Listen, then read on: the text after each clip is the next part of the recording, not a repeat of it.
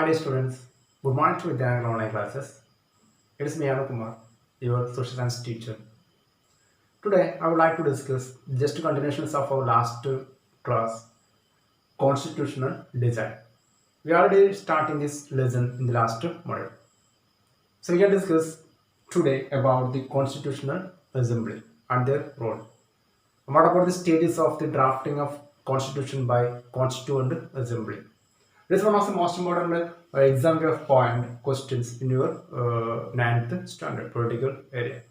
And here we can discuss the role of constituent assembly and the different stages of the drafting of constitutions in our India, making of constitution. In all this aspect, you can expect this question.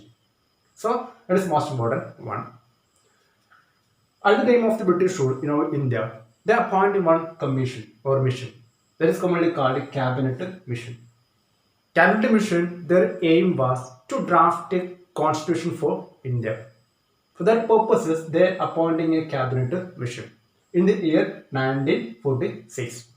According to cabinet mission plan, they desired to form constituent assembly in the year 1946, just before the 1 year before our independence. And the election to the constituent assembly held in the year July 1946. So this constituent assembly, they need to get member. That member should be from different sections of our India, different caste groups, religious group, different political parties and their members, different linguistic groups.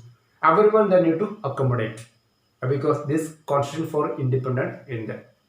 They need to accommodate all the diversity under this constitution. That is why the election to the Constituent Assembly held in the year 1946 July month. And the Constituent Assembly worked in a very systematic and open and conscientious way. And this is a sovereign body. They can take the decision about their selection, about the working, about the debates, and about to draft a constitution. So, Constituent Assembly worked in a systematic way and open and conscientious way. And this sovereign body itself. And the Constituent Assembly, the first resolution that is moved by Jawaharlal Nehru, that is named by Objectives Resolution, and it passed by the Constituent Assembly unanimously, and it is India's Charter of Freedom. The first resolution to the Constituent Assembly that is put forward by or the moved by Jawaharlal Nehru, Pandit Jawaharlal Nehru. It was called Objectives Resolution. It was passed in Constituent Assembly unanimously and it was commonly known as the Charter of Freedom. It is called Charter of Freedom. And next stage is an advisory and other committees to the Constituent Assembly that appointing. Advisory and other committees to the Constituent Assembly appointing by their members. And one of the most important committee that is Drafting Committee. Drafting committee chaired by Dr. B.R. Ambedkar. It was formed after independence, 1947 period. And this drafting committee, they prepared a draft constitution for India. The draft constitution, that is a model of the constitution. And it included all the aspects. So once again, advisory and other committees were appointed. And one of the most important committees called a drafting committee. It was chaired by a great person, father of Indian Constitution, that is Dr. B.R. Ambedkar. And he prepared, under his leadership, this committee prepared a draft constitution. And the next one, to the Constituent Assembly, after the drafting committee and everywhere, there is conducted a lot of debate, discussion. And it was passed by clause to clause. And every clause by clause they discussed about the provisions, laws, amendments, and articles and everything. And it taken almost 114 days and 3 years taken for the draft. And all the debate, discussion and their amendment procedures and their working conditions and especially the debates and discussion, there was later preserved in the name of Constituent Assembly debates. That is preserved in our Indian Parliament. So once again, debates are made by clause and everything is detailed. They discussed debates and deliberation after that one, and it was taken almost 114 days. and 3 years they taken for drafting this constitution. All discussion, all the debates at the time of the making, it was preserved. It is in the name of Constituent Assembly debates. And next one, as a result of their 3 years, almost near to 3 years, their effort, a draft constitution was passed in the year November 26, 1949 by Constituent Assembly. So a draft constitution was passed by Constituent Assembly on November 26th, 1949. It came to effect on force in the year 1950, January 26. So officially, our Indian Constitution launched in India in the year 1950, January 26. To commemorate and remember and to honor this day, January 26, we celebrating this day as a Republic of India. So once again, Republic Day of India. So once again, draft constitution that was passed Constituent Assembly on November 26, 1946, and officially it was passed and launched in India in Parliament in the year 1950, January 26. So that's about the making of our constitution.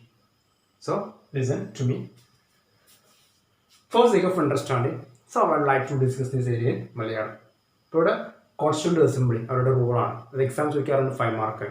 നമ്മുടെ making of constitution അതിൻ്റെ സ്റ്റേജുകൾ എന്തൊക്കെയാണെന്ന്, ഭരണഘടനയുടെ നിർമ്മാണത്തിലെ വിവിധ ഘട്ടങ്ങൾ എന്തൊക്കെയാണെന്ന് ചോദിക്കാറുണ്ട്. രണ്ടും ഒരേ ക്വസ്റ്റ്യൻ ആണ്.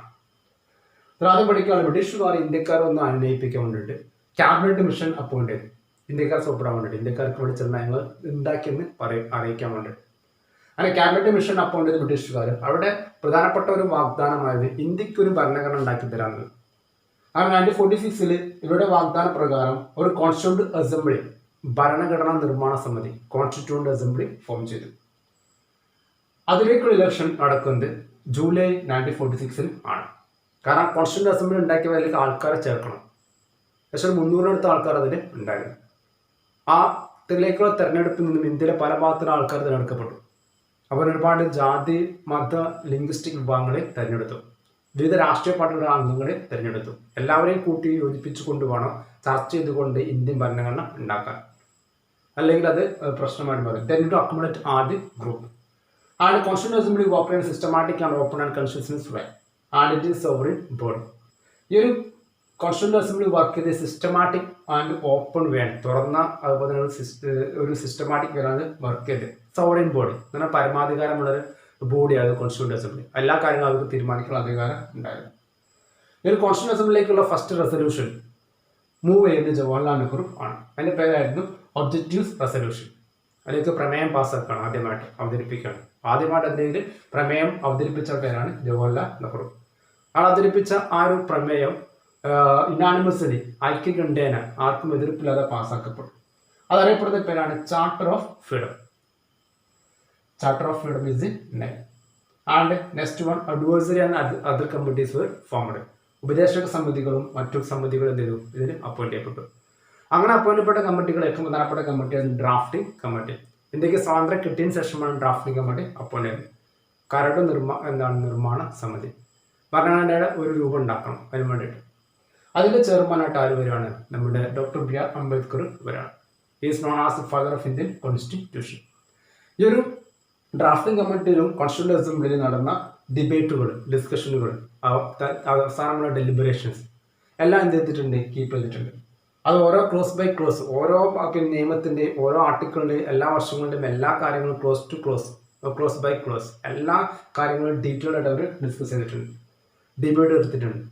അങ്ങനെ ഇത്തരം ഡിബേറ്റുകളും ഡിസ്കഷനുകളും എല്ലാം തന്നെ ഏകദേശം ഒരു 114 ഡേയ്സ് എന്ത് ചെയ്തു, ക്ലോസ് ബൈ ക്ലോസ് അവർ ഡിബേറ്റ് എടുത്തിട്ടുണ്ട്. പക്ഷെ ഒരു 3 വർഷം എടുത്തു എന്ത് ഭരണഘടന എഴുതി ഉണ്ടാക്കാൻ. അവർ നടത്തിയ ചർച്ചകളും സംവാദങ്ങളും എല്ലാം തന്നെ വളരെ വ്യക്തമായിട്ട് കീപ്പ് ചെയ്തിട്ടുണ്ട്, പ്രിസർവ് ചെയ്തിട്ടുണ്ട്.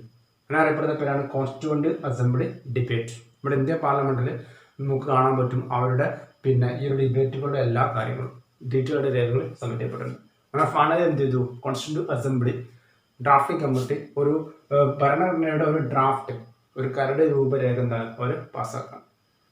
അത് പാസ്സാക്കിയ വർഷമായിരുന്നു 1949 November 26.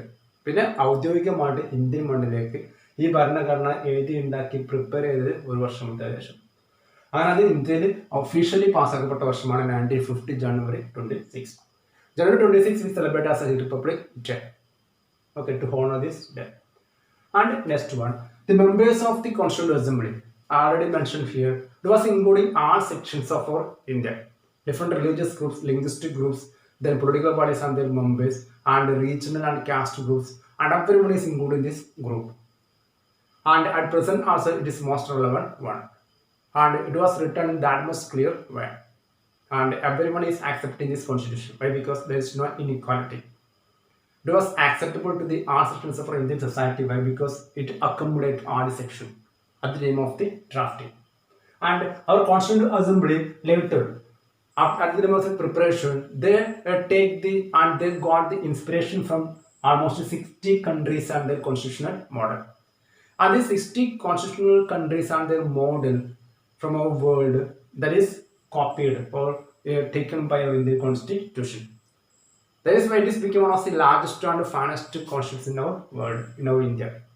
So in our India, one of the most important part of constitution and system of administration, that is called parliamentary form of government. A different British act and their law that is inspired by the drafters.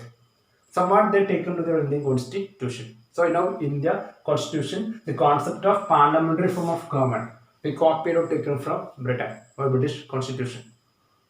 And second one, Charter of Fundamental Right. Charter of Fundamental Right. This Charter of Fundamental Right that was taken from the American Constitution. So parliamentary form of government, that concept taken from Britain. Then Charter of Fundamental Right is taken from America. Then Principles of Liberty, Equality and Fraternity taken from French Constitution. We are discussing the first chapter in history. The main slogan of French Revolution is Liberty, Equality and Fraternity. That concept to be taken on from French Revolution, not French Revolution and French Constitution. And the concept of the social and economic equality, concept of the social and economic equality, that will be taken from the previous USSR. This is Soviet Socialist Russia. That socialist at present there is no USSR. Present it is called Russia. So at the time of the Russian Revolution, 1917, and after that one, a new nation, socialist nation came to be. That is called Union of Soviet Socialist Russia, USSR. 1991, it was disintegrated and became Russia. So their concept, social and economic equality, that will be taken to our Indian Constitution. Another most important part of Constitution, that is directive principles of state policy. The directive principles of state policy, that concept will be taken from Irish Constitution. Directive principles of state policy, that denoted that how to become a welfare state. So guidelines, it's advice to the government to make a welfare state. The philosophy of our great person, Mahatma Gandhi, that is including the directive principles of state policy. The directive principles of state policy taken from Irish Constitution. And next one, the constitutional amendment. It was taken from the South African Constitution. Constitutional amendment. It was taken from the South African Constitution. So that's about the next area. So once again, in Malayalam, just listen to me. ഇവിടെ നമ്മുടെ ഒരു ഭരണഘടനാ നിർമ്മാണ സമിതി ഭരണഘടന ഉണ്ടാക്കിയപ്പോൾ ഏകദേശം 60ഓളം രാഷ്ട്രങ്ങളുടെ ഭരണഘടനയുടെ മോഡൽ നമ്മൾ പരീക്ഷിച്ചിട്ടുണ്ട്. അത് നോക്കിയിട്ട് അതിൽ നിന്ന് നല്ല വശങ്ങൾ എടുത്തിട്ടുണ്ട്. അങ്ങനെ എടുത്ത പ്രധാനപ്പെട്ട ഭാഗങ്ങളാണ് ഒന്ന് പാർലമെന്ററി ഫോം ഓഫ് ഗവൺമെന്റ്. ഈ ഒരു ഭരണ സമ്പ്രദായം, പാർലമെന്റ് നിയന്ത്രിക്കുന്ന ഭരണ സമ്പ്രദായം നമ്മൾ ബ്രിട്ടീഷ് ഭരണഘടന നടത്തുന്നത്. ഒട്ടുമിക്ക ഭാഗങ്ങളും നമുക്കറിയാം നമ്മുടെ ബ്രിട്ടീഷ് ഭരണത്തിന്റെ ഒരുപാട് നല്ല കാര്യങ്ങൾ ഇതിൽ ഇൻക്ലൂഡ് ചെയ്തിട്ടുണ്ട്, അവിടെ നിയമങ്ങളും മറ്റു കാര്യങ്ങളൊക്കെ. പിന്നെ ചാർട്ടർ ഓഫ് ഫണ്ടമെന്റൽ റൈറ്റ് അതെടുത്തിരിക്കുന്നത് അമേരിക്കൻ ഭരണഘടനയിൽ നിന്ന് ആണ്. Next one principles of liberty, equality and fraternity, French റവല്യൂഷനിൽ, ഫ്രഞ്ച് കോൺസ്റ്റിറ്റ്യൂഷനിൽ. പിന്നെ സോഷ്യൽ ആൻഡ് എക്കണോമിക് ഇക്വാലിറ്റി ഇതെടുത്തിരിക്കുന്നത് സാമ്പത്തിക സമത്വം. അത് പഴയ USSR, സോവിയറ്റ് യൂണിയൻ എന്ന രാഷ്ട്രത്തിൽ നിന്നാണ് എടുത്തത്. ഇപ്പോൾ അതല്ല, ഇപ്പോൾ പകരം റഷ്യയാണ്. പിന്നെ directive principles of state policy, ഇതിൻ്റെ കറക്റ്റ് മലയാളമാണ് നിർദ്ദേശക തത്വങ്ങൾ. ഇത് നമ്മൾ എടുത്തിരിക്കുന്നത് ഐറിഷ് കോൺസ്റ്റിറ്റ്യൂഷനിൽ നിന്ന് ആണ്. ഇത് നമ്മുടെ മഹാത്മാഗാന്ധിയുടെ ഒരുപാട് നല്ല ഫിലോസഫിക്ക് ഇത് ആഡ് ചെയ്തിട്ടുണ്ട്. അതുകൊണ്ട് ഇത് നമ്മുടെ ഗ്രാമ സ്വരാജ്യം കോൺസെപ്റ്റ് ഒക്കെ ഇതിലാണ് വരുന്നത്. പിന്നെ ഇതിൻ്റെ മെയിൻ ആശയം എങ്ങനെ ഒരു വെൽഫെയർ സ്റ്റേറ്റ് ക്ഷേമരാഷ്ട്രം പടുത്തുയർത്താം അതിനുള്ള നടപടികളാണ് ഇതിൽ പറയുന്നത്. It is not a mandatory one to implement. ഇത് അത്ര നിർബന്ധമല്ല നടപ്പിലാക്കൽ ഭരണകർത്താക്കൾക്ക്. ഇത് ഗവൺമെന്റിനുള്ള ഗൈഡൻസ് ആണ്, ഉപദേശങ്ങളാണ്. How to make a welfare state and how to create a welfare nation.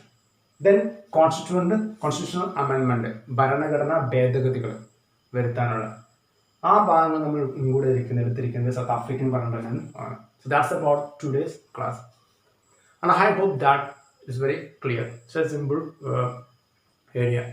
And if you have any doubt about this part, you can ask me through WhatsApp or on text message. Okay, thank you. Have a nice day.